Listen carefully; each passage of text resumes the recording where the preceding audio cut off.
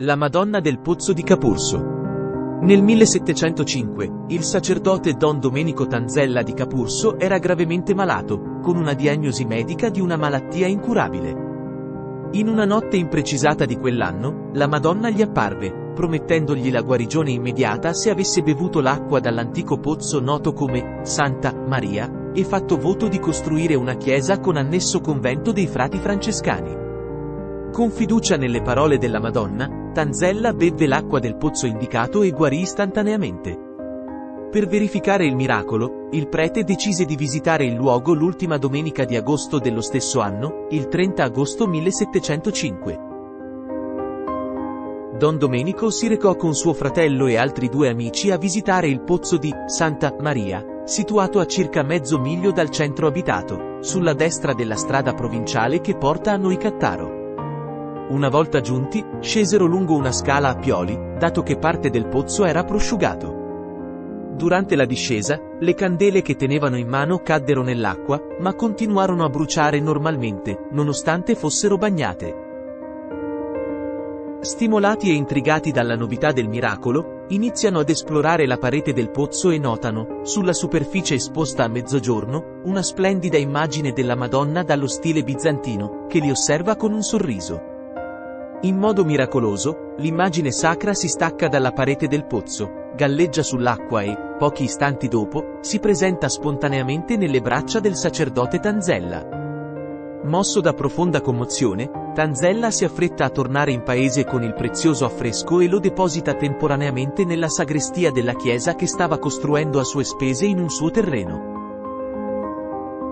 Completata la costruzione della cappella, il 9 febbraio 1706, il sacerdote Domenico Tanzella la benedisse personalmente e la aprì al culto pubblico con il titolo di Santa Maria del Pozzo, in riferimento al luogo del rinvenimento, e di San Lorenzo Martire. Il 17 agosto 1714, tramite un atto pubblico del notaio Ottavio Stanziola, Tanzella donò la cappella e i suoi beni associati ai frati francescani. Tuttavia, si verificarono forti e persistenti opposizioni da parte di coloro che interpretavano questo gesto come una lesione dei propri diritti o una diminuzione dei propri interessi. Mentre stava dipingendo gli affreschi nella cappella che custodiva l'immagine della Madonna del Pozzo, l'amico del sacerdote, Giovanni Battista Converso, un pittore, rubò 3 doni in oro che erano stati offerti pochi giorni prima da persone che avevano ricevuto miracoli dalla Vergine in seguito alla loro devozione. In quel momento, secondo i racconti dell'epoca, il cielo si oscurò e il giorno si trasformò improvvisamente in notte profonda. Converso, il principale sospettato del furto, fu imprigionato e confessò il reato, restituendo l'oro.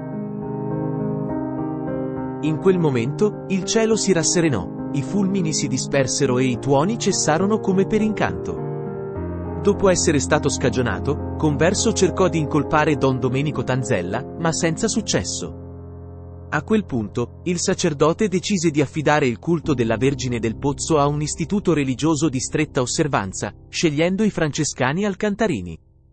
Questi ricevettero la cappella fondata da lui e i suoi beni il 17 agosto 1714, e il 5 novembre 1737 gli alcantarini fecero il loro ingresso a Capurso.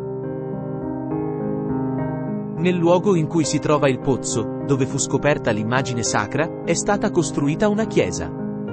La prima pietra, su iniziativa e interesse del re Ferdinando II, è stata benedetta il 9 maggio 1858. L'interno del pozzo è conservato come al tempo del miracoloso ritrovamento. Dietro l'altare, c'è una cavità che indica il punto in cui l'affresco della Madonna si staccò. Un piccolo pozzetto murato contiene acqua chiara e limpida, che tutti bevono con massima devozione, rappresentando la zona acquitrinosa su cui l'affresco galleggiò per alcuni istanti. Parte essenziale del patrimonio storico, culturale e devozionale del santuario sono gli ex voto, doni lasciati da numerosi devoti e semplici fedeli per commemorare la grazia ricevuta grazie all'intercessione della Madonna del Pozzo.